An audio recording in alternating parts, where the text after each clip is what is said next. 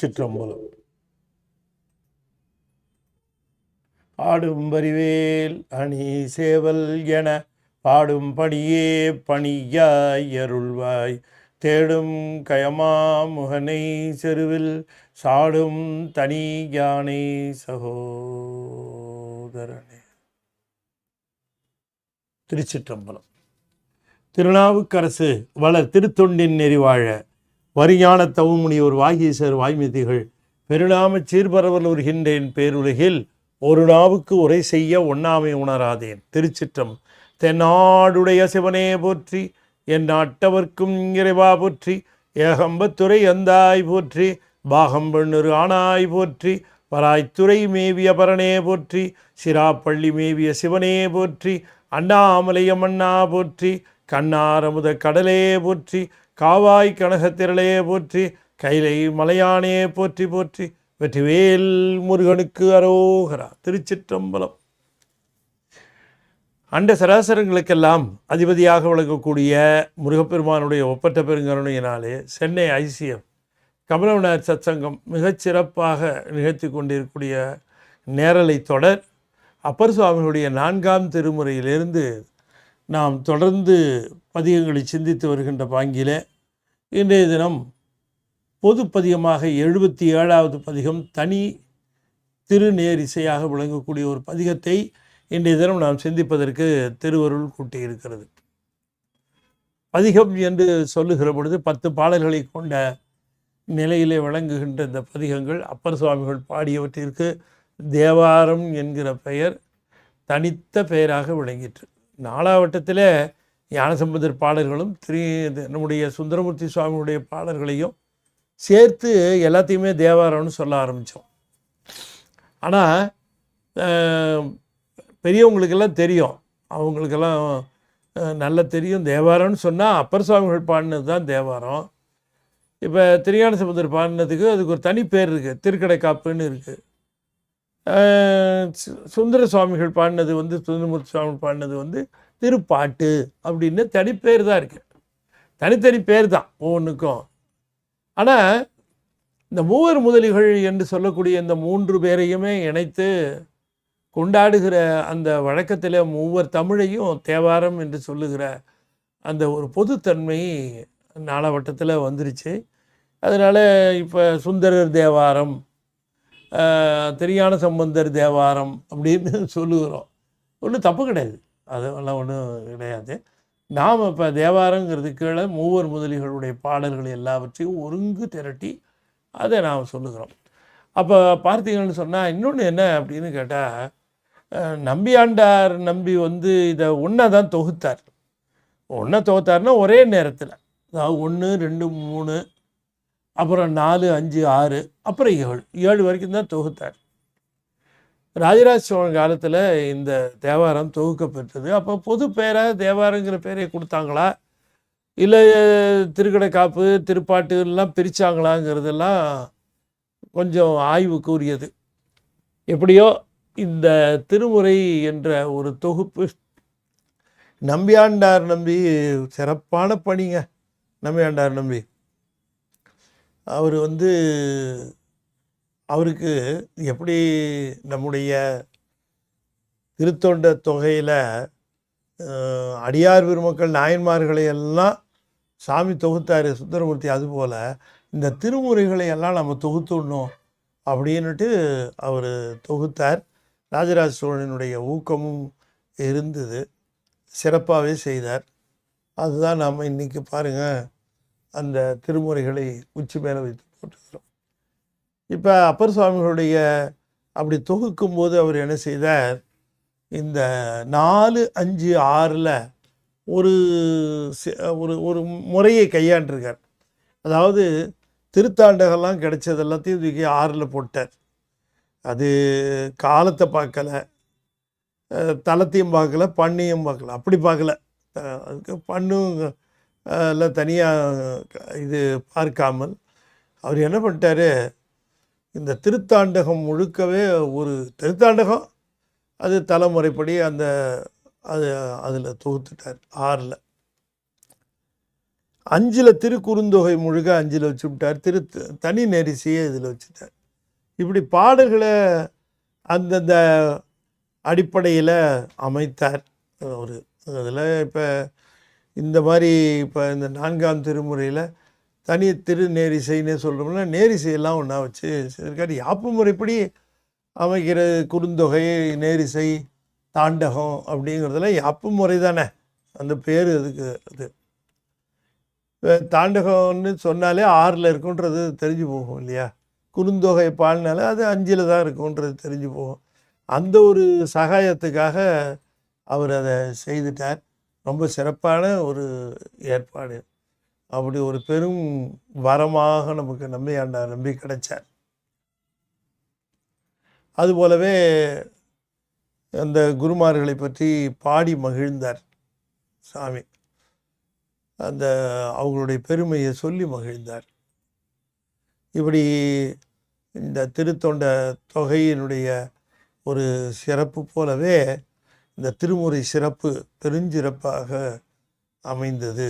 அதில் ஒன்றும் சந்தேகம் இல்லை. சரி, இன்றைக்கி நாம் பார்க்க போகிற பதிகம் பொது பதிகம். நிரம்ப பொது பதிகங்களெல்லாம் திருப்புகலூரில் தான் சாமி ரொம்ப நாள் இருந்திருக்கிறாங்க. அவங்க அப்போ அருளி செய்தது.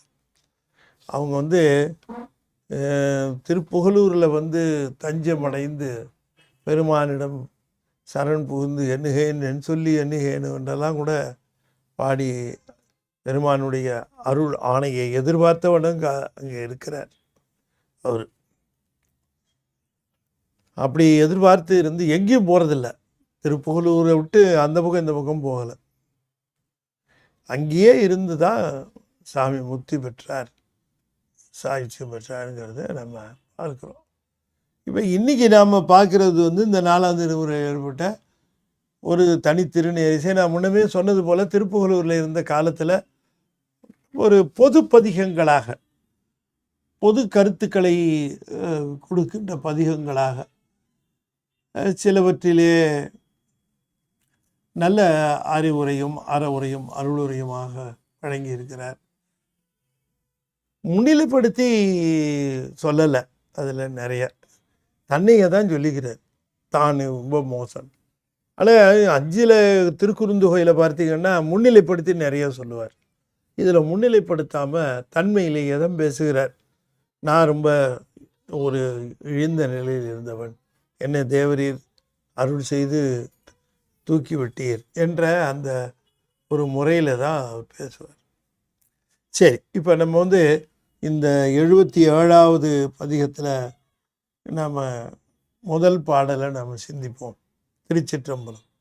கடும்பகல் நட்டமாடி கையிலோர் கபாலம் ஏந்தே இடும்பலிக்கு இல்லந்தோறும் இழிதரும் இறைவன் நீரே நெடும்பொறை மலையற்பாவை நேரிழை நெறிவன் கூந்தல் கொடுங்குழை புகுந்த அன்றும் கோவண அறையதேயோ. கடும்பகல் நட்டமாடி கையில் ஓர் கபாலம் ஏந்தி இடும்பலிக்கு இல்லந்தோறும் உழிதரும் இறைவன் நீரே. உழிதறுதல்னா திரிதல்னு அர்த்தம், சென்று வருதல். உழிதறுதல் என்று சொன்னால் திரிந்து அலைதல், அதுதான் உழிதறுதல்னு. எங்க உழிதருகின்றாராம்?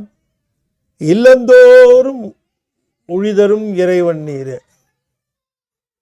கடும்பகல் நட்டமாடி கையில் ஓர் கபாலம் ஏந்தி இடும்பலிக்கு இல்லந்தோறும் உழிதரும் இறைவன் நீரே. உழிதறுதல் திரிதல், அலைந்து திரிதல், இல்லந்தோறும் அலைந்து திரிதல். எதுக்கு? இடும்பலிக்கு இல்லந்தோறும் உழிதரும் இறைவன் நீரே. கையிலோ கபாலம், வேலையோ கடும்பகல் உச்சி, கடும்பகல் நட்டமாடி என்று சொல்லுகிறார். இவர் பிச்சைக்கு போகிற நேரம் உச்சி வேலை தான், உச்சி வேலையில் தான் போவார் பிச்சைக்கு. இப்போ நம்முடைய சான்று ஒன்று சொல்லட்டுமா? நம்ம சுந்தரமூர்த்தி சுவாமிகளே திருக்கச்சூரில் போய் இருக்கும்போது கச்சூர் ஆலக்கோயில் பார்த்துட்டு கீழே வந்தார். கீழே கோயில் பார்த்தப்போ ரொம்ப பசிச்சு இருந்தது. அப்போ உச்சி வேலை பரிசாகரெல்லாம் வரல, பசி இவருக்கு. அப்போ இவர் சாமியை கச்சபேஸ்வரரை வெளில அவர்கிட்ட சொல்லுகிறார். இவர் கடும்பசியால் ரொம்ப சிரமப்படுகிறீர், இங்கே இரும், சிறிது பொழுது இரும், இங்கேயே அகலாதே இரும் அப்படின்ட்டு இவர் போய் அந்த உச்சி வேளையில் இல்லந்தோறும் இறப்பார், சோறு இறப்பார். அது அப்போ அந்த உச்சிதோறும் சென்று இறப்பாருங்கிறத அது குறிப்பிடுகின்றார். அது அப்போ இது சொல்லுகிற பொழுது கூட சுவாமி சொல்லுகிறார். அதில் தேவாரத்தில் சொல்லுகிற பொழுது ஆதல் செய்யும் அடியார் இருக்க ஐயம் கொள்வது அழகிதே என்று கூறுகிறார். காதல் செய்து கழித்து பிதற்றி கடிமா மலரிட்டு உன்னை ஆதல் செய்யும் அடியார் இருக்க ஐயங்கொள்வது அழகிதே என்று குறிப்பிடுகின்றார். உச்சி வேலைகளில் போய்தான் அவர் பிச்சை எடுப்பார் அப்படின்னு சொல்லுவது. இந்த ஆடுதல் என்பது நட்டமாடி, அவர் இரவுலையும் ஆடுகிறார். இரவில் ஆடுவது ஒரு கூத்து, பகலில் ஆடுவது ஒரு கூத்து. இந்த கடும்பகலில் நட்டம் ஆடுவது இந்த பிச்சை ஏற்பதற்காக. இந்த இரவில் நள்ளிரவு அவர் நட்டம் ஆடுவது உயிர்கள் இந்த மண் உலகில் இயங்குவதற்கு, அதற்காகத்தான் அவர் நட்டம் ஆடுகிறார் அங்கே. ஆகையினாலே இந்த நட்டம் ஆடுவதனுடைய காரணம் வேறு வேறு.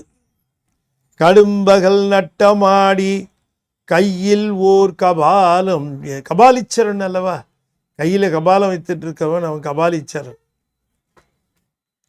இடும்பலிக்கு இல்லந்தோறும் உழிதரும் இறைவன் நீரே. நெடும் பொறை, நெடிய மலை, இந்த இமயமலை பல சிகரங்கள் கொண்ட மலை.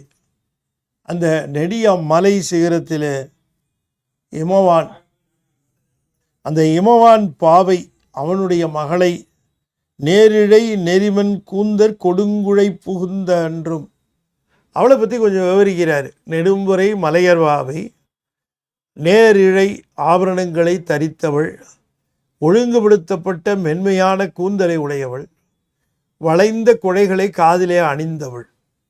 இதெல்லாம் அந்த மணப்பெண்ணுக்குரிய அடையாளங்கள்.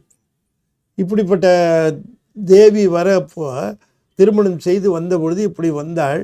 ஒரே ஒரு சந்தேகம் ஐயா உம்மிடம், தேவி இப்படி எங்கள் அம்மா இப்படி கல்யாணம் பண்ணிட்டு அவங்கள்ட்ட வந்தா, திருமணத்தை அன்னைக்கு கல்யாணம் பண்ணிட்டு இப்படி தான் வந்தா கோலமா, கல்யாணம் பண்ணிட்டு அவள் வந்த அன்னைக்கு நீ கோவணத்தோடு தான் இருந்தியா அப்படின்னு கேட்குறார். கல்யாணத்து அன்னைக்கு கூட கோவணத்தோடு பிச்சை எடுத்து விட்டு வந்துடுறேன் கல்யாணத்துக்கு வந்தீரா அப்படின்னு கேட்குறார். பாருங்க எவ்வளோ சோத. கல்யாணம் அன்னைக்கு கூட நீ கோவணம் தான் போட்டிருந்தியா, அன்றைக்கும் பிச்சை தான் எடுத்தியா, அன்றைக்கும் என்ன பண்ண? அந்த அம்மா யார்? உன்னை நம்பி வந்தவ, நீ பிச்சை எடுத்து நீயே சாப்பிட்ருந்தா அந்த அம்மாவுக்கு எப்படி இருக்கும்? இவனே பிச்சை எடுத்து சாப்பிட்றானே, நமக்கு எப்படி சோறு போடுவான் அப்படின்னு நினைக்க மாட்டா? என்ன பண்ணீர் அன்றைக்காவது ஏதாவது ஒழுங்காக உடை உடுத்தினீரா அப்படின்னு கேட்குறார். அதாவது கொடுங்குழை புகுந்த அன்றும், புகுந்த அன்றுனா உன்னோட வாழ புகுந்த அன்றையும், உன்னுடன் வாழ்வு செய்வதற்காக வந்த அன்றும் கூட கோவணம் அறையதேயோ, அறையினா இடுப்பில் கோவணம் தான் இருந்ததா அப்படின்னு கேட்டேன். அன்றைக்குவாவது ஒரு நல்ல ட்ரெஸ்ஸு, ஒரு நல்ல ஆடை உடுத்திருக்கலாமே ஐயா, உடுத்தினீரா இல்லையா சொல்லும் அப்படின்னு கேட்குறேன். அப்படின்னா பெருமான் வந்து இந்த உயிர்களுக்காக திருமேனி எடுத்தவன். அவனுக்கு திருமேனி கிடையாது, உயிர்களுக்காக எடுத்தவன். அப்படி எடுத்துக்கொண்டு ஓடும் கவந்தியுமே உறவென்றிட்டு உள்கசிந்து தேடும் பொருளும் சிவன்கடலே என தெளிந்து அப்படிங்கிறாரு மாணிக்கவாசகர் குலாப்பத்தில் சொல்லுகிற பொழுது. ஓடும் கவந்தியுமே உறவென்றிட்டு உள்கசிந்துங்கிற, கவந்தின்னா கோவணம். அப்படி ஓடும் கோவணமும் தான் இருந்தது. அதை தான் கேட்குறாரு, கையில் ஒரு கபாலம் ஏந்தி நீர் வந்தீரே அப்படின்னு கேட்குறார். இதை எப்படி எடுத்துக்கொள்ள வேண்டும் என்று சொன்னால், திருவருள் அம்பாள் என்பவள் திருவருள். சுவாமிக்கு எந்த கோலமும் தேவையில்லை. என்ன, அவர் உடுப்பது தோல், உண்பது பிச்சை, அப்படிதான் சொல்லுவது வழக்கம். ஆனால் அவர் பிச்சை ஏற்பது என்ன உணவு? அவர் என்ன பிச்சையாக இருக்கிறார்? ஆணவத்தை கேட்கிறார், நம்முடைய அகம்பாவத்தை கேட்கிறார், அதை நான் எனது என்னும் பற்றுகளை கேட்கிறார். அதுதான் இடும் பிச்சை. ஆகையினாலே பொறையினாலே மலைன்னு அர்த்தம். நெடும்பொறை மலையர் இமவானுடைய மகளை மணந்த அன்று இதே கோலந்தானா என்று கேட்கிறார் சுவாமி. கோவணம் உடுத்தவாறும் கோளர வசித்தவாறும் தீவனச் சாம்பர் பூசி திருவுரு இருந்தவாறும் பூவனக் கிழவனாரை புலி உரி அரையனாரை ஏவனச் சிலையினாரை யாவரே எழுதுவாரே.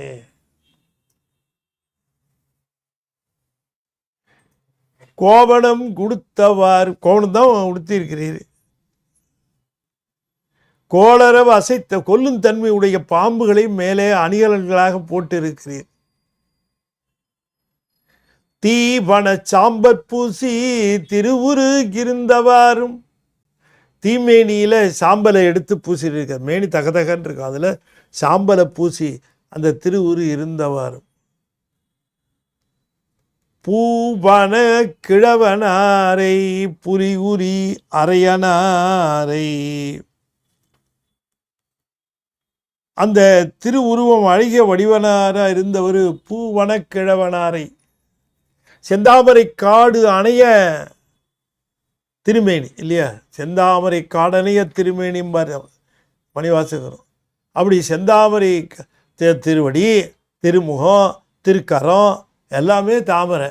அதனால் பூவனை கிழவனாரைன்னு, கிழவனார்னா தலைவரை, புலி உரி அரையனாரை புலித்தோலை இடையிலே உடுத்தியவரை, ஏ வன சிலையினாரை ஒரு அம்பு எடுத்து தொடுத்தார். எம்பு எடுத்து எங்கே தொடுத்தார்? அம்பு. அந்த அம்பு எடுத்தது தான் தெரியும், இடவே இல்லை. ஈரம்பு கண்டிலம் ஓரம்பே கண்டனம் ஓரம்பும் மிகையென்று உந்தி பெற, அந்த ஏவன சிலையினாரை என்று சொன்னால் மலையையே, மேரு மலையையே வில்லாக கொண்டவர். அந்த வில்லாக கொண்டவரை யாவரே எழுதுவார்.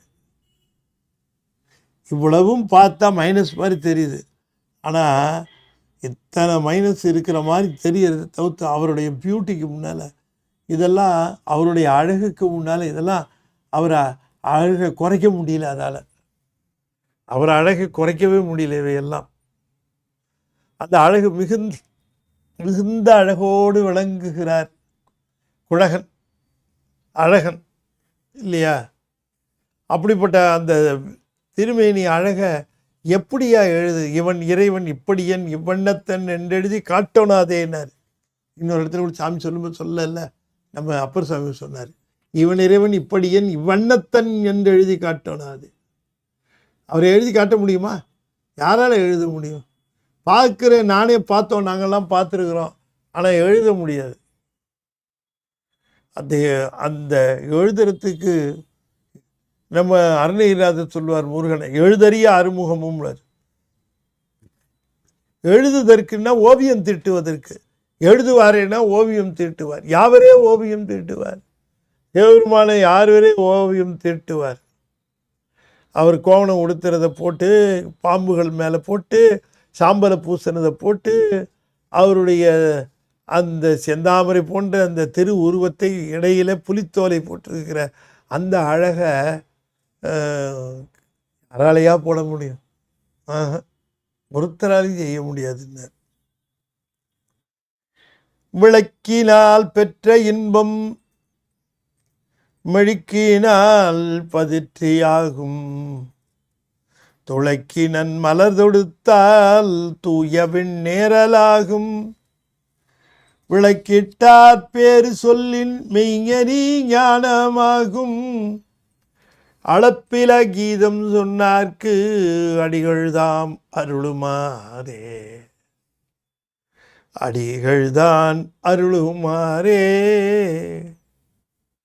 அளப்பில கீதம் சொன்னார்க்கு அடிகள்தாம் அருளுமாறே, கீதம் சொன்னார்க்கு அடிகள்தாம் அளப்பில அருளுமாறே, விளக்கினார் பெற்ற இன்பம். விளக்குதல், திரு அலகு வைத்து திருக்கோயிலை தூய்மை செய்தல். விளக்குமாறை எடுத்து, விளக்குமாறுன்னு சொல்லுவாங்க இல்லையா, திரு அலகுன்னு பேர். கோயிலில் யூஸ் பண்ணால் வேற பேர், திரு அலகுன்னு சொல்லலாம், விளக்குமாறுன்னு சொல்லக்கூடாது. நான் உங்களுக்கு புரியறதுக்காக சொன்னேன்.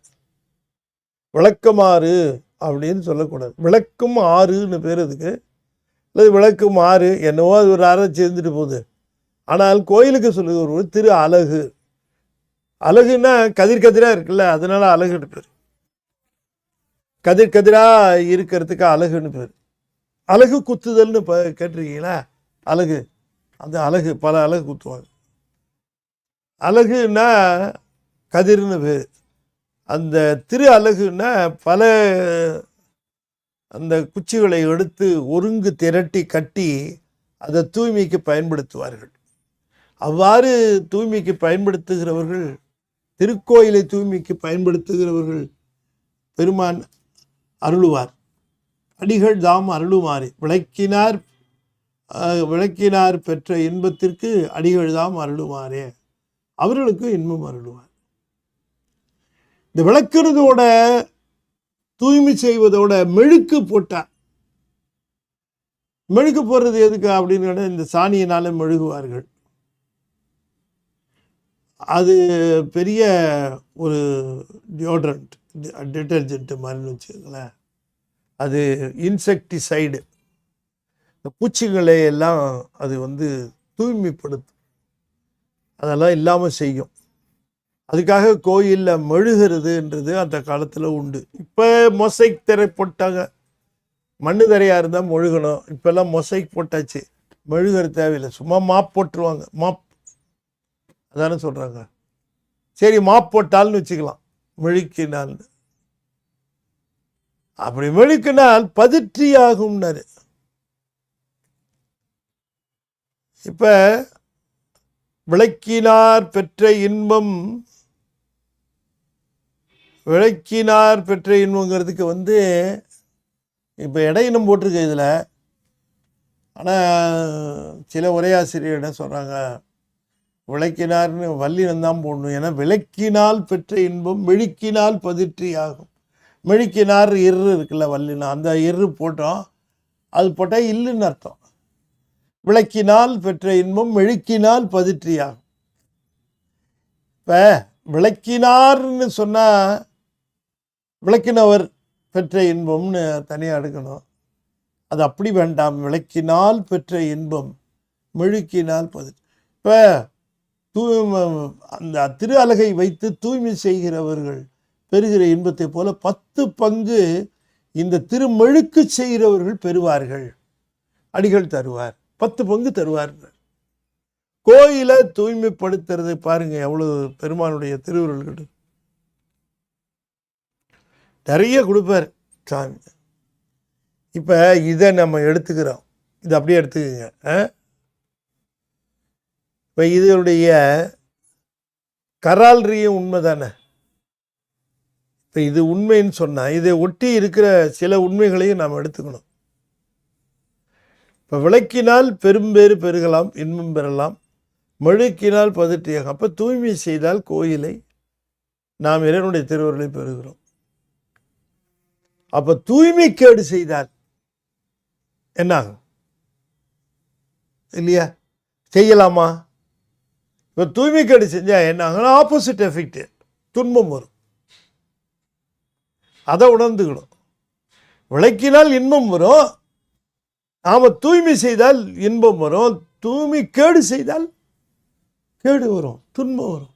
கோயிலுக்கு போயிட்டு வாழைப்பழத்தை திருட்டு அங்கேயே போடுறது, பிரசாதம் சாப்பிட்டா எண்ணெயை தூணில் தடவுறது, கீழே எல்லாம் சிந்துறது, இதெல்லாம் செய்யக்கூடாது. கோயிலை தூய்மை வச்சுக்கணும். கண்ட இடத்துல கண்ட பேப்பரை போடுறது எல்லாம் செய்யணும் தூய்மையாக. அப்போ அது துன்பம் தரும். கோயிலுக்கு போய் விளக்கினால் பெற்ற இன்பம், விளக்கிறதுக்கு பெறுகிற இன்பம் என்று சொன்னால் தூய்மைக்கேடு செய்தால் துன்பம், பெற்ற துன்பம்.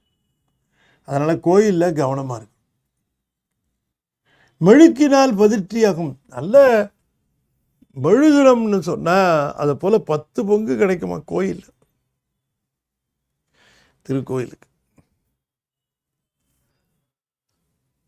துளக்கி நல் மாலை மலர் தொடுத்தால், துளக்கி நல் மலர் தொடுத்தால் தூய விண்ணேறலாகும். மலர் தொடுத்தால்னு சொன்னார். இந்த மலர் தொடுக்கிறது ஒரு பெரிய பணி, அது போயிடுச்சு. இப்போ இல்லை, கிடையாது. எங்கே இருக்கு மலர் தொடுக்கிறதே இல்லை. தொடுத்த மலர்களைத்தான் வாங்கி வருகிறார்கள். நாம் வாங்கி வர்றது மலர்களை தொடுத்து இருக்கக்கூடிய மாலையை வாங்கி வருகிறோம். தொடுத்தால் தொடைன்னு பேர். தொடுப்பது தொடை, தொடைன்னா தொடுக்கிறதுன்னு அர்த்தம். தொடை என்றால் மாலை. அப்ப துளைக்கு நல் மலர் தொடுத்தால் என்று சொன்னால் துளக்குதல். துளக்குதல் என்று சொன்னால் இந்த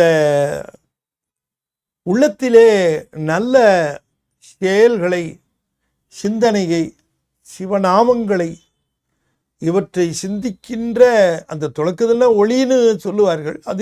இதுதான் அந்த ஒளி. மலருக்கு ஒளி இருக்குங்கிறது வேற, உள்ளத்துல ஒளியோட துளக்கி நல் துளக்கி மலர் தொடுத்தால், நல் மலர் தொடுத்தால். நம்முடைய சுந்தரமூர்த்தி சுவாமிகள் ஒற்றியூர் போகிறார். அங்கே ஒற்றியூர் போகிற பொழுது அந்த மண்டபத்தில் உட்கார்ந்துருக்கிற அடியார் பெருமக்கள் எல்லாம் மலர் தொடுக்கிறார்கள். அதை பார்க்கிறார். பார்த்துட்டு இவர் சொல்கிறார், சேக்கிழார் எழுதுகிறார், அன்பு நாரா அஞ்செழுத்து நெஞ்சு தொடுக்க அலர் தொடுத்தே என்புள்ளுருக்கும் அடியாரை தொழுது. இந்த மலர் தொடுக்கிறவர்களை பற்றி அவர் பேசுகிறார். அன்பு நாரா அஞ்செழுத்து நெஞ்சு தொடுக்க, 5 எழுத்து நெஞ்சு தொடுக்குதான். அதுக்கு தொடுக்கிறதுக்கு 5 எழுத்து மலர்கள். அதுக்கு எது கயிறுன்னா அன்பு. அன்பு நாரா, அன்பு நாரில் 5 எழுத்தை தொடுத்து கொண்டே உள்ளத்துல வெளியில மலர் தொடுக்கிறார்கள். அவர்களை பார்த்தா உள்ளம் உருகுதான். அதுதான் இங்கேயும் சொல்ற, துளைக்கினன் மாலர் மலர் தொடுத்தால், துளைக்கினல் மலர் தொடுத்தால் தூய விண்ணேறலாகும். சிவலோகத்துக்கு போறதுக்கான வாய்ப்பு கிட்டுங்கிற யோசனை பண்ணுங்க. எனவே துளைக்கினல் மலர் தொடுத்தால் தூய விண்ணேறலாகும். அப்ப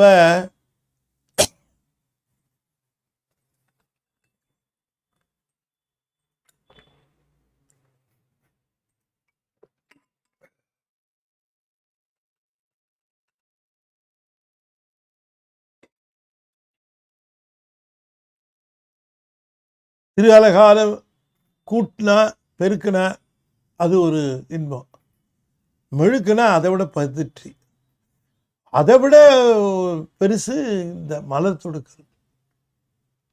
இப்போ அதையும் விட அடுத்த படி நிலையாக இருக்கக்கூடிய ஒரு பணியை சொல்லுகிறார். அது விளக்கிட்டார் பேரு சொல்லி, விளக்கு இடுதல், விளக்கிடுதல். இப்போ நாயன்மார்களே பார்த்தீங்கன்னா கடம்புள்ள நாயனார், கலிய நாயனார், இவங்கெல்லாம் அந்த விளக்கிடுகின்ற பேர் தான் பெரும்பேராக, அந்த பணி தான் பெரும்பேராக செய்திருப்பார்கள்.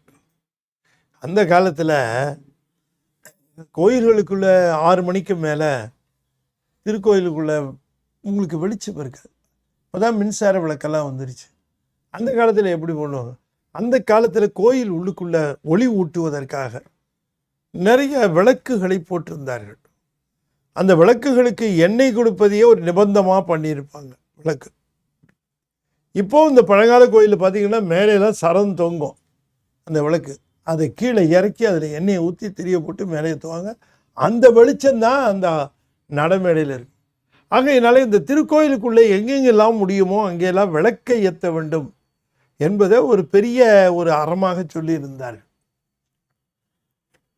அது அந்த காலத்தில் அது ஒரு பெரிய செய்தியாக இருந்தது, விளக்கு போடுறது என்பது. விளக்கு இப்போ கூட நீங்கள் பார்த்தீர்கள் சொன்னால் கற்பகிரகம் என்று சொல்லக்கூடியதில் ஆர்டிஃபிஷியல் லைட்டு போகக்கூடாது, விளக்கு போட்டு எண்ணெய் போட்டு விளக்கு போடுகிறது தான் அதுக்குள்ளே கருவறைக்குள்ளே இருக்கணும், மூலவர் இருக்கிற இடத்துல.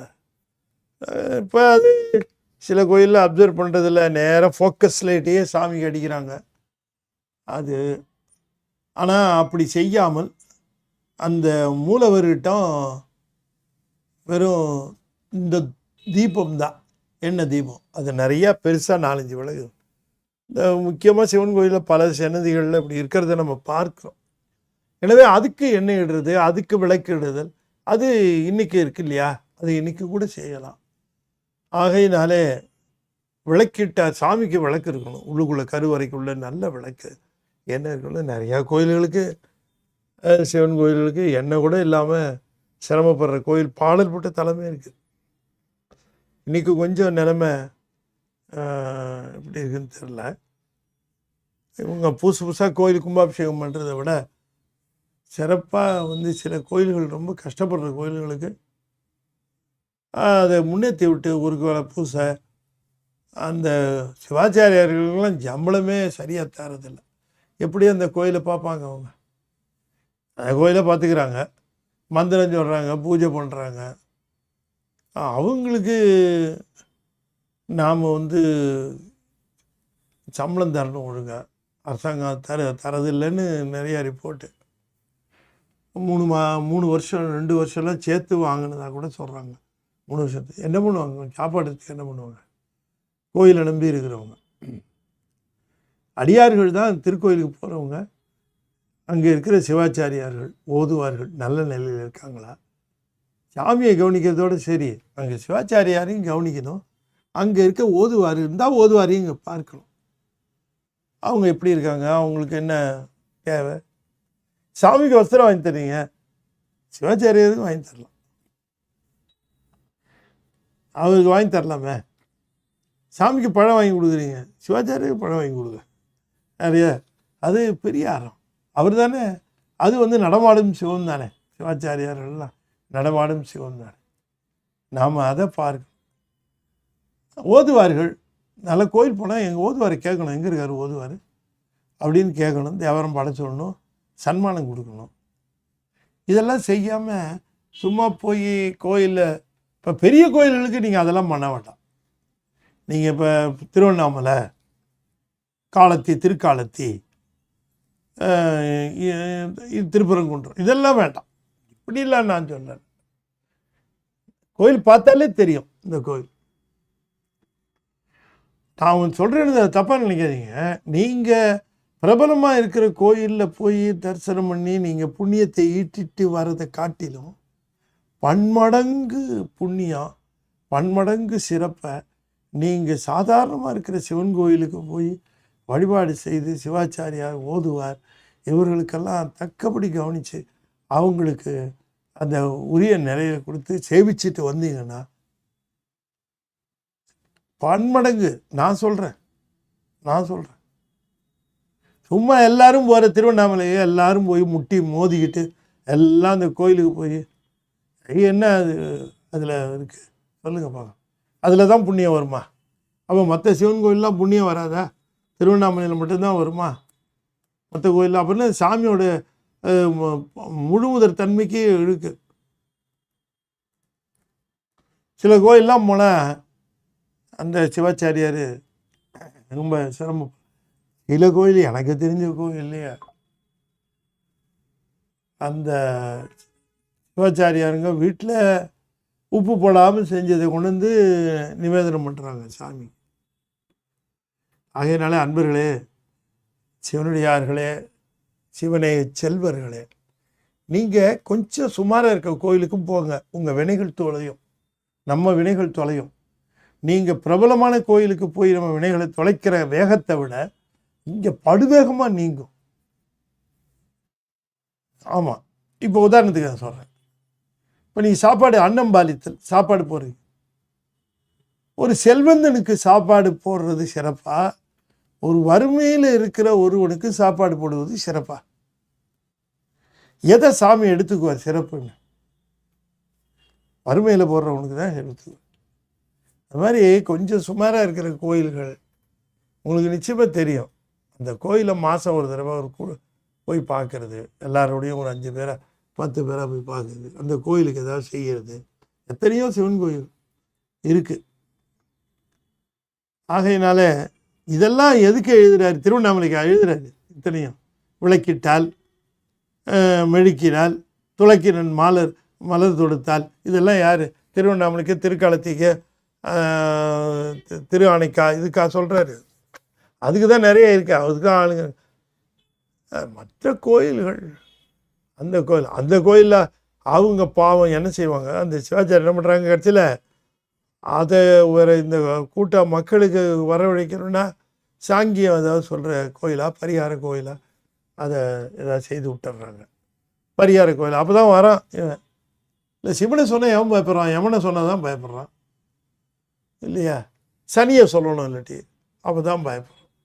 ஆகவே அன்பர்களே, நல்ல விவரம் தெரிஞ்ச அன்பர்கள் கூட நான் கேட்டுக்கிறது என்ன இந்த வாயிலாக அப்படின்னு சொன்னால், 3 மாதத்துக்கு ஒரு தடவை, 6 மாதத்துக்கு ஒரு தடவை நீங்கள் ஒரு குரூப்பாக இருந்தீங்கன்னா, ஒரு குழுவாக இருந்தீங்கன்னா, நீங்கள் உங்கள் பகுதியில் தள்ளி இருக்கக்கூடிய சிவன் கோயில் நன்றாக இருக்கிறதா, பூசை நடக்கிறதா, சிவாச்சாரியார் நல்லா இருக்காரா, ஓதுவாருங்க சரியா இருக்கார், சிவாச்சாரியாருக்கு ஏதாவது குறை இருக்குமா, கேட்டு செய்யலாம். அவர் கேட்கணும்னு கூட எதிர்பார்க்க வேண்டாம். இதெல்லாம் ஒரு சிறப்பு. ஆகையினால இதெல்லாம் இவ்வளோ தூரம் விளக்கினார் பெற்ற இன்பம் மெழுக்கினார் பதிற்றியாகும் அப்படின்னோடனே நானும் ஒரு லிட்டர் எண்ணெய் எடுத்துகிட்டு திருவண்ணாமலை கோயிலுக்கு போய் 1 லிட்டர் எண்ணெயை கொடுத்து நான் இன்பம் பெறலான்னு நினச்சா சான்ஸ் இல்லை. அது சான்ஸ் இல்லை. அதே எண்ணெயை எடுத்துகிட்டு போய் அதே நடுநாட்டிலேயே அல்லது தொண்டை நாட்டிலேயே எண்ணெய் கூட இல்லாமல், விளக்கேற்றுறதுக்கு எண்ணெய் இல்லாமல் சிரமப்படுற கோயிலுக்கு கொண்டு போய் அந்த எண்ணெயை கொடுத்து ஏற்றுனா விளக்கினார் பெற்ற இன்பம். இதுதான் கூப்பிடுறேன். இந்த கோயில்கள் எந்த கோயில்கள்னு எடுத்துக்கணும். அதனால் ஃபேமஸாக இருக்கிற கோயில், சௌரியமாக இருக்கிற கோயில்களுக்கு நீங்கள் என்ன கொடுக்குறது? அது தானாகவே இருக்கு. ஆகவே மலர் மாலைகளை தொடுத்து கொடுத்தால் தூய விண்ணேறலாகும். விளக்கிட்டார் பேர் சொல்லின். அப்படிப்பட்ட கோயில்களுக்கு விளக்கு போடுறதுன்னா அது என்னன்னு கேட்டார், மெய்ஞரி ஞானமாகும். அது என்ன குறிப்பிடுறார் பாருங்க, மெய்ஞரி என்று சொல்லுவது மெய்நெறி. அது சரியை கிரியை யோகம். சரியில நின்று கிரியையில் நின்று யோகத்தில் நின்று பெறக்கூடிய ஞானத்தை விளக்கிட்டால் பெறலாம் அப்படிங்கிறார். ஒரு திருக்கோயிலுக்கு இந்த மாதிரியான தொண்டுகளை செய்தீர்கள் என்று சொன்னால் மெய்ஞானம் வந்துவிடும். அந்த கோயிலை தேடி பிடிச்சி அந்த கோயிலை தத்து எடுத்துக்கிட்டு ஒரு குரூப் அப்படி செய்தோம் என்று சொன்னார்.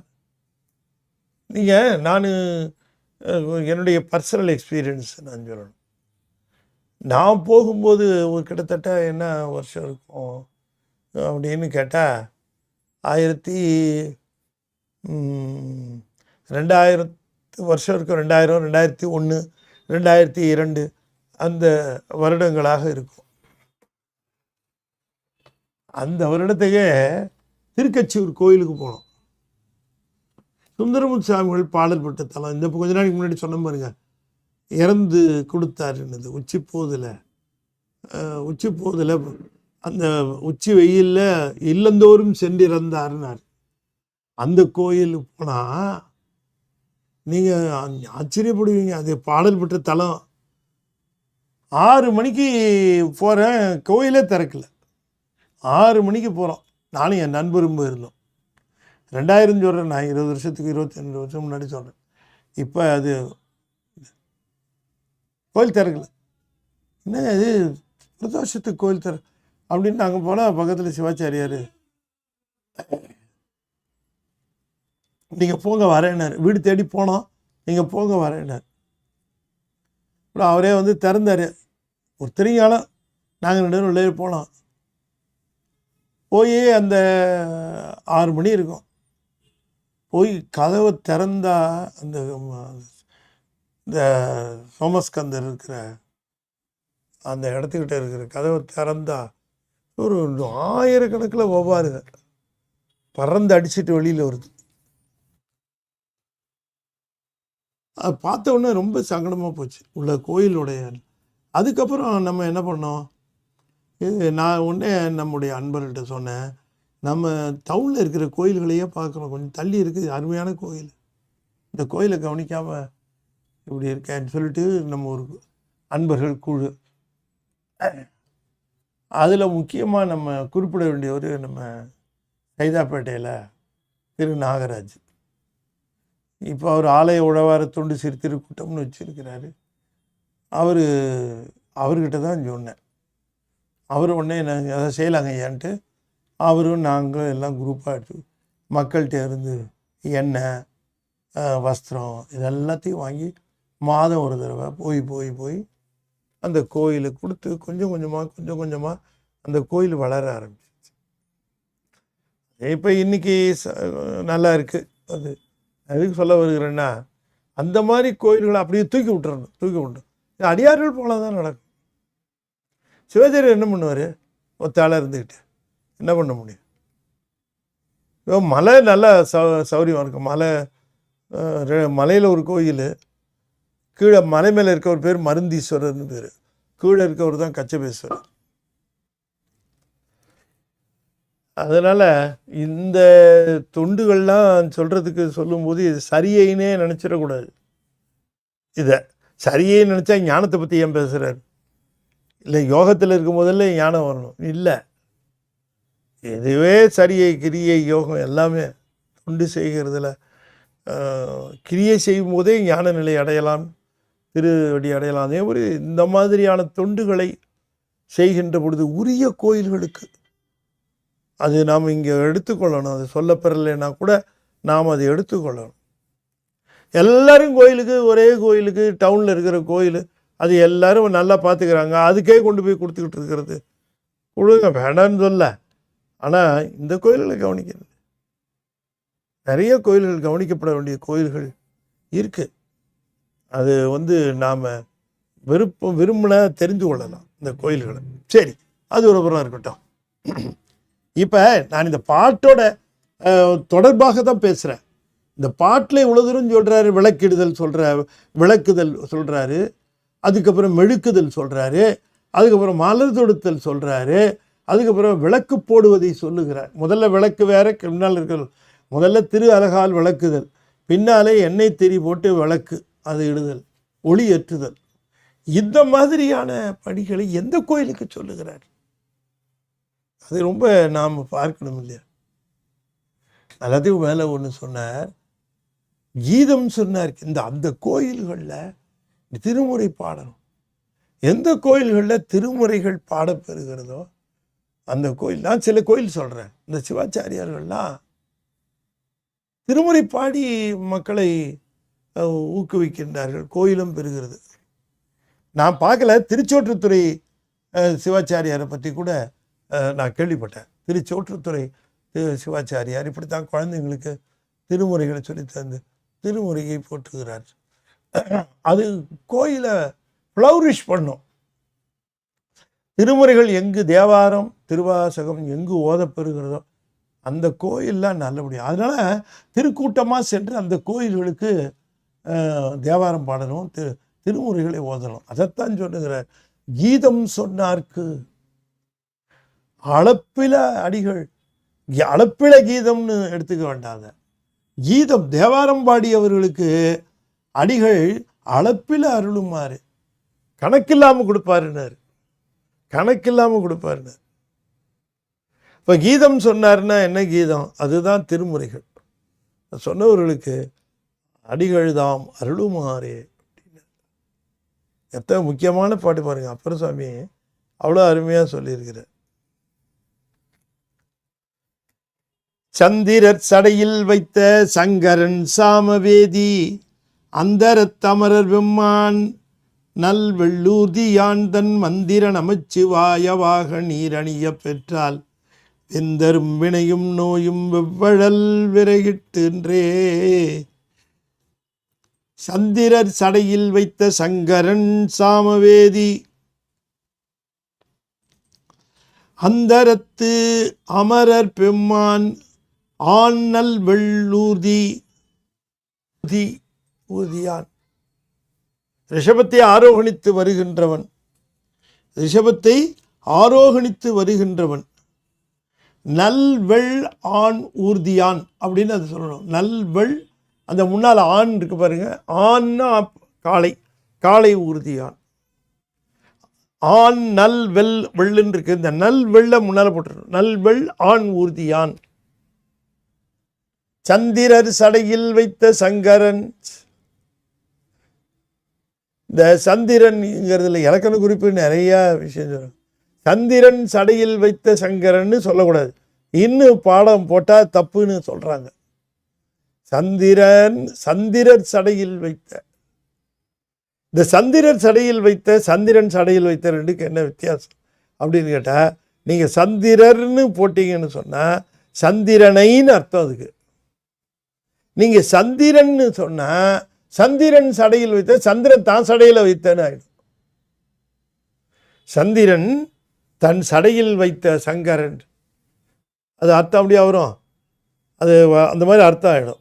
எதுன்னு அதனால் சந்திரர் சடையில் வைத்த சந்திரனை, அந்த அர்த்தம் வரணும். சந்திரனை சடையில் வைத்த சங்கரன், சந்திரர் சடையில் வைத்த சங்கரன். அதனால் இந்த பாடல்களை எல்லாம் நம்ம பார்க்கும்போது நம்ம இஷ்டத்துக்கு மானாவாரிக்கெல்லாம் எழுதக்கூடாது. அங்கே வல்லின ஒற்று போட்டிருந்தா வல்லின ஒற்று போடணும், இடையின நகர ஒற்று போட்டிருந்தா இடையினம் போடணும், இல்லை மெல்லினம் போட்டிருந்தா மெல்லினம் போடணும். இதெல்லாம் நம்ம தக்கவாறு பார்த்து போடணுமே தவிர்த்து நாம செய்யக்கூடாது. கொஞ்சம் கவனமாக பாடங்களை போடணும். பொதுவாக தர்மயாதீன பதிப்புகள் தவறு இல்லாமல் இருக்கும். மற்ற பதிப்புகளை பற்றி எனக்கு சொல்கிறது தெரியல. திருவாடுதுறை தவறு இல்லாமல் இருக்கும். மற்ற பதிப்புகள்லாம் எனக்கு தெரியல, அது எப்படி இருக்குமோ தெரியல. கவனமாக இருக்கணும். சந்திரர் சடையில் வைத்த சங்கரன் சாமவேதி, சாமவேதத்தை சொன்னவன், எப்பொழுதும் சாமவேதத்தில் பிரியமுள்ளவன், சாமகானம் பாடுகிறவன். அந்தரத்து விண்ணிலே இருக்கக்கூடிய அமரர் பெம்மான் அவர்களுக்கு தலைவன். ஆனல் வள்ளூதியான், அவனுடைய மந்திரம் ஒன்று இருக்குங்க, அதுதான் நமச்சிவாய். அவனுக்குன்னு இருக்கிற மந்திரம் நமச்சிவாயவா. எனவே நீ செய்ய வேண்டியதெல்லாம் வேற ஒன்றும் கிடையாது. அஞ்செடுத்து சொல்லு திருநீரணி, வேற ஒன்றும் சொல்லு. நமச்சிவாயவாக நீரணிய பெற்றால், நமச்சிவாய ஆக நீரணிய பெற்றால், நமச்சிவாய ஆக நீரணிய பெற்றால், நீரணிகிற பொழுது நமச்சிவாயவாக ஆக. நமச்சிவாய ஆக நீரணிய நமச்சிவாய என ஏன் ஆகன்னு போட்ட நமச்சிவாய சொல்லி நீரணிய பெற்றால் அது என்னன்னு கேட்டிங்கன்னா நமச்சிவாய ஆக என்று சொன்னால் அது நாக்கு சொல்லும் பொழுதே உள்ளம் அதோடு சேர்ந்திருக்கும். அதான் ஆக ஆகுதல். இவ வெறும் நமச்சிவாயன்னு சொல்லித்தரு நமச்சிவாயாக நீர் அணிய பெற்றால் நீர் அணிய பெற்றால் அணிய பெறுதல் அணியாக பெறுதல் அலங்காரமாக பெற்றால் அணிய பெறுதல். ஏன் அணிய பெற்றால் அணிதல் என்பது பேரு. அது பேரு இருந்தால் தான் கிடைக்கும். அது ஒரு பேரு. பெறுவது பேர் இல்லையா? அப்படி அணிய பெற்றால் நமச்சிவாயவாக நீரணிய நமச்சிவாய என்று உள்ளத்திலே சிவத்தினுடைய மந்திரத்தை எண்ணிக்கொண்டே நாவிலே அந்த மந்திரத்தை சொல்லி திருநீர் அணிந்தால் வெந்தரும் வினையும் வெந்து அரும் வினையும் நோயும். அது எப்படி சொல்லணும்? வினை வெந்து நோய் அரும். நோய்ங்கிறது பிறவி நோய். வினை வெந்தால் நோய் அரும். வெந்தரும் வினையும் நோயும்னா வினை வெந்து நோய் அரும். வெவ்வழல் விறகிட்டன்றே பெரிய அந்த அழல் எரிந்து கொண்டிருக்கக்கூடிய அழலில் ஒரு விறகை தூக்கி போட்டால் என்ன ஆகும்? எதை போட்டாலும் எரியும். விறகை போட்டால் என்ன ஆகும்? அது எப்படி தப்பாமல் எரியுமோ அதுபோல தப்பாமல் வினை வெந்து நோயானது அரும். வினை வெந்தால்தான் நோய் அரும். வினை வேகாவிட்டால் நோய் அறாது. புள்ளுவர இவர்கள் புணத்திடை புகுந்து நின்று துள்ளுவர் சூறை கொள்வர் தூணெறி விளைய ஒட்டார் முள்ளுடையவர் தம்மை முக்கணான் பாத நீழல் உள்ளிடை மறைந்து நின்றங்கு உணர்வினால் எய்யலாம் அப்படிங்கிற. நம்ம எப்படி எதிரியை அட்டாக் பண்ணணும்? எதிரியோட டாக்டிக்ஸை தான் நாம் பின்பற்றணும். எதிரியோட டாக்டிக்ஸை அவருடைய உத்திகளை நாமும் கையாண்டு எதிரிகளை சாய்க்கணும். நமக்கு எதிரிகள் யார் அப்படின்னு கேட்டால் நம்ம சோறு போட்டு வளர்த்துட்டு இருக்கிறாள் தான் நம்ம ஐவர். இந்த ஐவர் தான் நமக்கு எதிரிகள். ஓர ஒட்டார் ஒன்றை உண்ண ஒட்டார் மலரிட்டு உணதிருந்தால் சேர ஒட்டார் ஐவர் செய்வது யார். இந்த 5 பேரும் எங்கே இருக்கிறாங்கன்னு தெரில. இவங்களை இருக்கிறது அது எப்படியோ போட்டு அடிச்சுட்டு இருக்கிறாங்க நம்மளை. இவங்களை அடிக்கிறதுக்கு நாம் என்ன பண்ணணும்? ஒரு இடம் மறைவாக இருக்குது, அந்த இடத்துல நின்றுக்கிட்டு ஒரு அம்பை எய்யணும். 5 பேரும் காலி. எந்த இடம் மறைவு? சிவபெருமானுடைய திருவடி நிழல். என்ன அம்பு அப்படின்னு கேட்டால் சிவபெருமானுடைய கருணை, சிவானுபவம், சிவநாமம், சிவானுபவம். இதுதான் பார்க்கலாமா? அது உணர்வு என்று சொல்லுகிறார். உணர்வு என்று சிவஞானம். அப்போ இந்த 5 பேரை அடக்குன்னா அடங்கு. சிவஞானம் இல்லைன்னா அடக்க முடியாது. 5 பேரும் நீங்கள் என்ன தான் நீங்கள் இப்போ அடக்குனாலும் கூட அடக்கு என்பார். அடக்கிய ஒருவரும் இல்லை, அடக்கிய அமரரும் இல்லை. அடக்கு என்பார், அடக்கியவர் அமரரும் இல்லை அப்படின்னாரு திருமூலர். அது மாதிரி அடக்கலாம் முடியாது. சிவஞானத்தால் ஒடுக்கணும். சிவஞானம் எப்படி கிட்டும்? சிவத்திடம் உண்டுகிற பொழுது. எனவே சிவத்திடம் உண்டி சிவஞானம் பெற்று இந்த ஐவரை அவர்கள் எப்படி அவர்கள் முள்ளுடை என்று சொன்னால் நுட்பமாக இருக்கிறவர்கள், ரொம்ப நுண்மையாக இருக்கிறவர்கள். முள்ளுடை அவர்கள் தம்மை, கடமைன்றதுல கல் தம்மைன்னு பிரிக்கிறது. முள்ளுடையவர்கள் தம்மை, முள்ளுடையவர்கள்னா நுண்மையாக இருக்கிறவர்கள் தம்மை முக்கணான் பாத நீழல், சிவபெருமானுடைய பாத நீழல் உள்ளிடை மறைந்து நின்று, அவருடைய திருவடி நீழலிலே மறைந்து நின்று அங்கு உணர்வினால் எய்யலாமே. உணர்வு என்பது சிவ ஞானத்தால் எய்தலாம். புள்ளுவர் ஐவர் கள்வர். புள்ளுவர்னா வேடுவர், கள்வர்னு திருடன். வேடுவன் திருடன், இந்த 5 பேரும் வேடுவன் சொல்றதா திருடன் சொல்றதா ரெண்டு சொல்லலாம். புணத்திடை புகுந்து, புணங்கிறது நம்முடைய அறிவு, அதிலே புகுந்து நின்று துள்ளுவர், மகிழ்ச்சி கூத்தாடுவர். கிடைச்சிட்டாயா ஒருத்தர் நமக்கு. சூறை கொள்வர், தூணறி விளைய ஒட்டார். சூறை கொள்வர்னா நன்மைகளை எல்லாம் அந்த எடுத்த அந்த நன்மைகளை தொலைத்து விடுவார்கள். நல்ல தூய நெறியை விளைய ஒட்டார்கள். முள்ளுடையவர்கள் தம்மை முக்கணான் பாதநீடல் உள்ளிடை மறைந்து நின்றங்கு உணர்வினால் எய்யலாமே. தொண்டனேன் பிறந்து வாழா தொல்வினை குழியில் விழுந்து, வாழா பிறந்து தொல்வினை குழியில் விழுந்து பிண்டமே சுமந்து நாளும் பெரியதோர் அவாவிற்பட்டேன். அண்டனே அமரர் கோவே அறிவனே அஞ்சல் என்னாயி, தென்திரை கங்கை சூடும் திகழ்தரு சடையினானே. தெளிந்த திரைகளை தள்ளுகின்ற கங்கை நதி இருக்கிறதே, அதனை தன் சடையிலே சூடிக்கொண்டிருக்கிற திகழ்தரு சடையினானே. தொண்டனேன் பிறந்து வாழா தொல்வினை குழியில் விழுந்து, இந்த தொல்வினை குழியில் விழுந்து என்று சொன்னால் வினைப்பிறவி என்கின்ற மிகப்பெரிய அந்த குழிக்குள்ளே அகப்பட்டு வெளியே பேற்றை தவம் சற்றுமில்லா என்னை பிரபஞ்சம் என்னும் சேற்றை கழிய வழிவிட்டவானார். அதுபோல் தொல்வினை குழி, அதில் விழுந்து பிண்டமே சுமந்து ஒவ்வொரு உடம்பா பெற்று, வினைக்குழியில் விழுந்தா ஒவ்வொரு பிண்டம், நாய் நரி பல்லி பூரா தேளு பாம்பு, மனுஷனை தான் பிறப்பான்னு நினச்சிட்டு இருக்கான் ரொம்ப பேர். அதான் என்னென்ன பிறவி வருமோ தெரியாது. பிண்டமே சுமந்து பல்வேறு பிறப்புகளை சுமந்து நாளும் பெரியதோர் அவாவிற்பட்டேன். ஒவ்வொரு நாளும் இதிலிருந்து எப்படி விடுபடுவது என்ற ஒரு ஆசையிலே துடித்து கொண்டிருந்தேன். பெரியதோர் அவா என்று சொன்னால் அந்த இதிலிருந்து விடுபடுவதற்கான உபாயத்தை தேடி நான் அலைந்தேன்.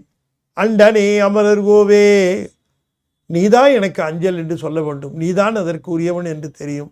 அண்டனே அமரர் கோவே அறிவனே அஞ்சல் என்னாய், தென்திரை கங்கை சூடும் திகழ்தரு சடையினானே.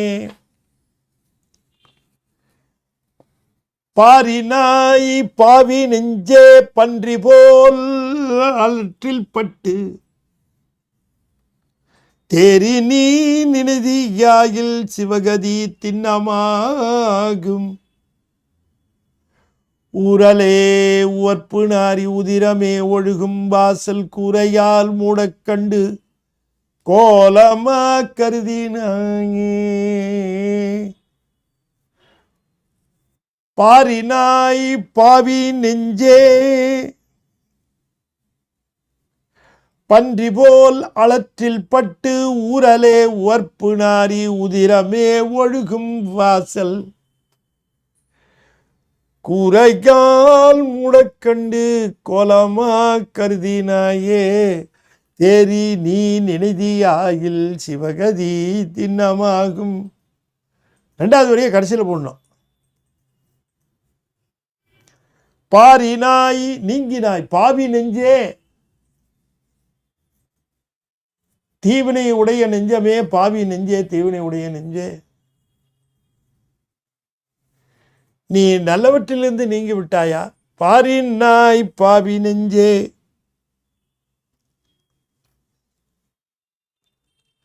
பன்றி போல், பன்றி சேத்துல கிடந்து புரளும், ரொம்ப இன்பமா இருக்கும் அதுக்கு. அது என்னைக்காவது வெளியில வருமானா வரவே வராது.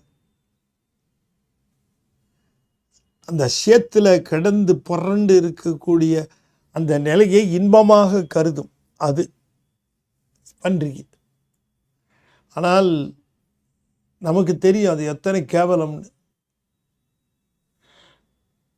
அதுபோல் நாம் இப்போ ஊறல், இந்த ஊறுகாயெல்லாம் போட்டாங்கன்னா உப்பு ஜாடியில் ஓடுவாங்க. அது மாதிரி இது உப்பு ஜாடி இந்த உடம்பு.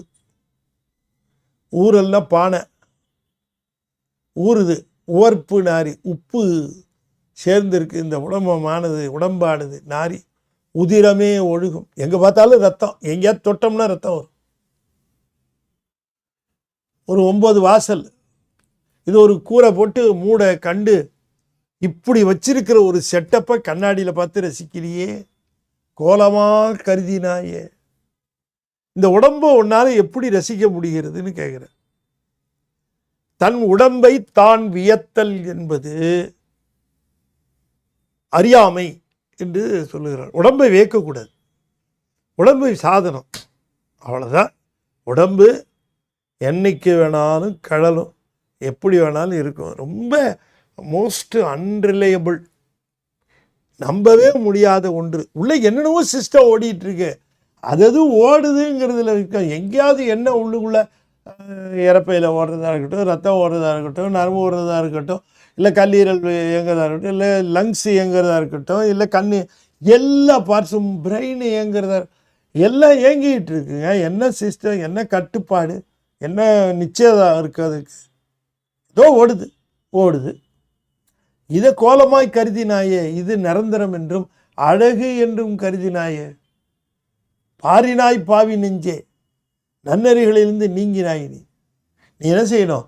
தேறி, நீ நன்றாக தெரிந்து தெளிந்து, நீ இந்த உடம்பு இருப்பதற்கு முன்பாக, மறைவதற்கு முன்பாக, இது நீங்குவதற்கு முன்பாக நீ நினைதியாயில் சிவபெருமானை நினைப்பாயே. ஆனால் இது ஒன்றுதான் சாஸ்வதம்.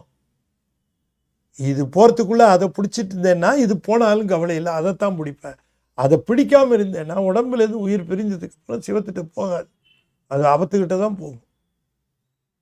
எனவே தான் நீ தேறி, நீ நினைதியாயில் நினைப்பாயே. ஆனால் சிவகதி திண்ணமாகும். சிவகதி என்பது திண்ணம், நிச்சயம், சர்வ நிச்சயம்.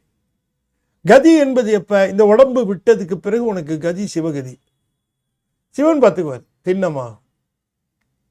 ஆகையினாலே உடம்பை நீ உறுதி என்று கருதி ஏமாந்து விடாது என்று குறிப்பிடுகின்றார்.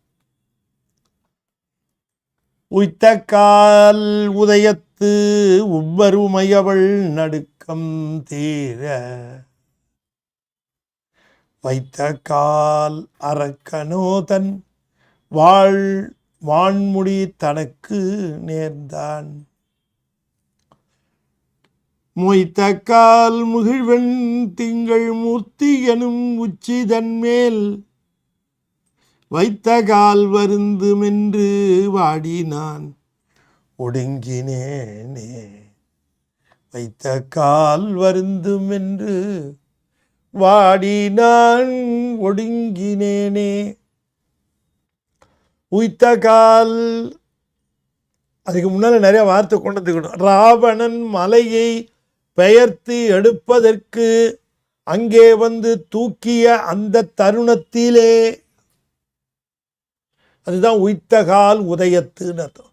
உதயத்துனா அந்த நேரத்தில், சந்தர்ப்பத்தில் அந்த கைலாய மலையை பெயர்க்க ராவணன் உயிர்த்த அந்த செயலை செய்த காலத்திலே, உய்த்தகால் உம்பர் உமையவள் நடுக்கம் தீர. அம்பாள் பயந்தா, என்ன சாமி நடுங்குது, மலை உடம்பெல்லாம் நடுங்குது, அவளுடைய நடுக்கம் தீர வைத்த கால். லேசா கால்னு சொன்னார், பேருக்கு சொன்னார், உபச்சாரமா பெருவரில் தான் வச்சார். அரக்கனும் கால் வச்சாரு. அரக்கன் என்னம்னா தன்னுடைய காலுக்கு முடிகளை எல்லாம் தந்துவிட்டார். சமத்காரமாக சொன்னார். முடியல எங்கே தான் மாட்டிக்கிட்டான். தன் வான்முடி தனக்கு நேர்ந்தான். தன்னுடைய முடிகளை எல்லாம் அவன் கொடுத்துட்டாங்க. அவர் காலை வச்சு அமுத்துறாரு, கொடுத்துட்டாங்க வந்தாரு. மொய்த்த கால் முகிழ்வெண் திங்கள் மூர்த்தி என் உச்சி தன்மேல். மொய்த்த கால் முகிழ்வெண் திங்கள், ஒளியை வீசுகின்ற, நிலவு வீசுகின்ற வெண்மையான அந்த திங்களை பிறையை அணிந்த மூர்த்தி எங்கள் தலைவன் என் உச்சி தன்மேல், என்னுடைய உச்சியில் அந்த பெருமான் வைத்த கால், அவர் காலை வச்சார். அப்போ நான் உடனே என் தலையில் போய் இந்த கால் வைக்கிறாரே, இது பாறை மாதிரி இரும்பு மாதிரி, அதில் போய் அவர் கால் வச்சா அவர் கால் வருந்தாதான்னு நான் வருந்தி வாடி நான் ஒடுங்கிக்கிட்டேன். அவர் காலை வைக்க தலையை உள்ளே இழுத்துக்கிட்டேன். அவர் விடாமல் தான் வச்சார். நான் ஒடுங்கினேன். அவர் கால் வாடும்னு ஒடுங்கினேன். இந்த பையன் காலை தலையை கொடுத்தாங்க. அவர் கால் வச்சா அவர் கால் வலிக்கும்னு நான் தலையை ஒடுக்கிக்கிட்டேன். இந்த பையன் 10 தலையும் கொடுக்குறான் அப்படிங்கிற சமத்காரமாக 10 தலையும் வச்சு ஒரே அமுக்கினார். எனக்கு அப்படி சாஃப்டாக தான் வச்சார். வைக்கும்போதே நான் ஒடுங்கினேன் என்று சொன்னால் அது பெருமானுடைய திருவடி பேறு பெற்றார், அதுக்கு பெறுவதற்குரிய தகுதி எனக்கு இருக்கிறதா என்று நான் வாடினேன், வருந்தினேன். பெருமானுடைய கால் எத்தனை உயர்ந்தது, இது வினைகளின் ஈட்டத்தால் வந்தது என்று நான் வருந்தினேன். ஆனாலும் வாடி ஒடுங்கினேன். அவர் என் தலைமேல் வைத்தார், திருவடி வைத்தார் என்று சொல்லுகிறார் என்று சொல்லி இந்த அளவிலே இந்த 77வது பதிகத்தை நாம் நிறைவு செய்கின்றோம். ரொம்ப அற்புதமாக போய்கொண்டு இருக்கிறது நம்முடைய ஞானத்திரள் வெளியீடு. நம்முடைய ஸ்ரீலஸ்ரீ குருமகா சன்னிதானம், ஸ்ரீலஸ்ரீ குருமகா சன்னிதானம், தர்மயாதின குருமகா சன்னிதானம் அவர்கள் ஜனவரி 26 தன் பொற்கரங்களால் வெளியிட்டு ஆசி கூறினார். சுந்தரர் தேவாரம் மிக வேகமாக சென்று கொண்டு இருக்கிறது. நீங்கள் வாங்கி கொள்ளுங்கள், பிரதிகள் தீர்ந்துவிடும். அதே போல துகளறு போதம், அதுவும் சித்தாந்த நூல். இப்படி ஒரு நூல் கிடைக்கிறது கஷ்டம். ரொம்ப குறைந்த பிரதிகள் தான் அடித்தோம், வைக்கிறதுக்கு ஸ்டாக் இருக்குது. அதனால் நீங்கள் வாங்கி லைப்ரரியில் வச்சுருங்க. இப்போ படிக்க முடியாதுன்னு நினைக்காதீங்க, வாங்கி வைங்க, எப்போ படிக்க முடியுமோ படிங்க. சுந்தர தேவாரம் இப்படி கிடைக்கவே கிடைக்காது. வரலாற்று முறையில் பதிகங்களை வரிசைப்படுத்தி அந்த வரிசையிலேயே பொழிப்புற, குறிப்புற, நுட்புற, பெரிய புராண கதை எல்லாத்தையும் வச்சிருக்கிறோம். 1424 பக்கம், 1424 பேஜஸ். நீங்கள் வாங்கி பயன்பெறுங்கள். ஞானத்திரளில் சந்தாதாரராக சேருங்கள். ஞானத்திரளில் வருகிற கட்டுரைகளுக்கு உங்களால் முடிந்தால் ஸ்பான்சர்ஷிப் பண்ணுங்கள். விளம்பரம் கிடையாது பத்திரிகைக்கு. நீங்கள் ஏதாவது ஸ்பான்சர்ஷிப் பண்ணிங்கன்னா திருமுறைக்கு செய்த தொண்டு என்று சொல்லி இந்த அளவிலே இதனை நிறைவு செய்யும் முகமாக ஒரு சின்ன அறிவிப்பு. அதாவது நாம் புத்தகத்தை எழுதியிருக்கிறோம். ராசாங்க சமயம்னு ஒரு புத்தகத்தை ஆடியோ புக்காக வெளியிடுகிறோம். அது 3 பிரதி வெளில வந்துருச்சு. அது ஆடியோ புக்காக புதன்கிழமை அன்னைக்கு இரவு 10 மணிக்கு நாம் அந்த புத்தகத்தை வெளியிடுகிறோம். அதற்கான விழா புதன்கிழமை அன்னைக்கு நம்முடைய கமலவன சத்சங்கத்தில் ICFல அது நிகழ்கிறது. மாலை 6:30 மணிக்கு அதனுடைய லான்ச்சிங்கு. அது எப்போ ஒளிபரப்பு அப்படின்னு கேட்டால் ஒவ்வொரு புதன்கிழமையும் இரவு 10 மணிக்கு, ஒவ்வொரு புதன்கிழமை இரவு 10 மணிக்கு. இந்த நிகழ்ச்சியில் சோமசுந்தர நாயக்கருடைய ஞான குரு பூசையோடு சேர்த்து இந்த லான்ச்சிங் வச்சுருக்கோம். முடிந்தவர்கள் கலந்து கொள்ளலாம். புதன்கிழமைக்கு இரவு 10 மணிக்கு கேளுங்க. லிங்க்கு உங்களுக்கு வேணும்னா கமலவன சத்சங்கத்திலிருந்து பெற்றுக்கொள்ளலாம் என்று சொல்லி இந்த அளவில் நிறைவு செய்யும் முகமாக ஓ நம சிவாய, ஓ நம சிவாய, ஓ நம சிவாய, ஓ நம சிவாய, ஓ நம சிவாய. திருச்சிற்றம்பலம். தென்னாடுடைய சிவனே போற்றி, எந்நாட்டவர்க்கும் இறைவா போற்றி. வெற்றிவேல் முருகனுக்கு அரோகரா. திருச்சிற்றம்பலம்.